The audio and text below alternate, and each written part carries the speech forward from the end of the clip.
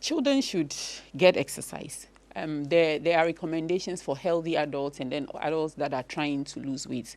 But for children, they should just be free to exercise as they feel like exercising. And in fact, when you look at children, for healthy children, you find that they are always exercising. Because what is exercise? Exercise is simply movement.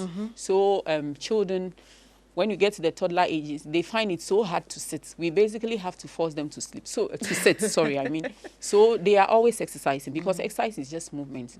They should exercise, they should get outdoors, they should breathe in fresh air, look around. When they exercise, most of the time, they are also playing. And we know that when they play, they grow. So they should exercise. Again, I'm not able to put a figure to it because the recommendations are really for healthy adults and then adults in other categories, yes. But I think that children exercise more than adults because they're always on the go. Joy Prime, the ultimate experience.